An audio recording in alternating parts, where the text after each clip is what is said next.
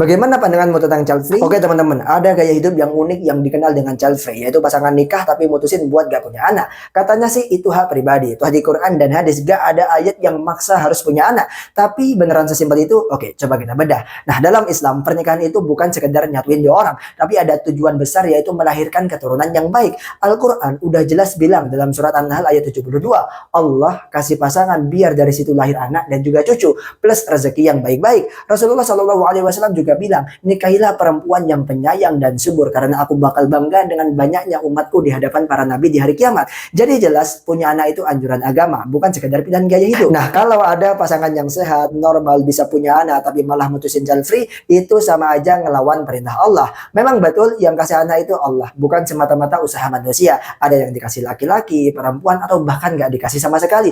Itu hak prerogatif Allah, tapi tetap pasangan muslim dianjurkan berusaha punya keturunan karena anak soleh itu investasi akhirat, karena doa yang terus mengalir setelah kita mati, bahkan bisa jadi syafaat kalau anak kecil wafat mendahului orang tuanya. Imam Al-Ghazali sampai bilang, usaha punya anak itu ibadah dari 4 sisi, mulai dari cari ridha Allah, cari cinta Rasulullah, berharap doa anak soleh, dan berharap syafaat. Lengkap banget kan alasannya. Jadi kalau ada yang child free dengan alasan takut miskin, takut ribet, atau sekedar ikut-ikutan tren barat, itu sebenarnya udah berdiri di atas paradigma materialis dan jelas-jelas nabrak tujuan syariat pernikahan. Bahkan ulama besar macam Kiai Haji Hashim Asy'ari lewat Muktamar NU tahun 1937 udah tegas menyatakan gak boleh memutus jalan keturunan. Ibnu Abi Salam dan Ibnu Yunus juga berfatwa gak halal bagi wanita pakai obat yang bisa memutus kehamilan. Jadi pilihan child free itu bukan cuma soal hak pribadi, tapi udah masuk wilayah hukum agama. Dan ingat ya teman-teman, gak ditemukannya teks eksplisit dalam Quran atau hadis bukan berarti otomatis boleh. Kayak kata Profesor Sayyid Muhammad bin Alwi Al-Maliki, ketiadaan teks bukan dalil pembenaran. Makanya isu ini harus masuk wilayah istinbat hukum fikih, bukan cuma modal perasaan atau opini medsos. Jadi kalau ada orang yang bilang child free itu sah-sah saja dan Islam gak melarang, jawab saja,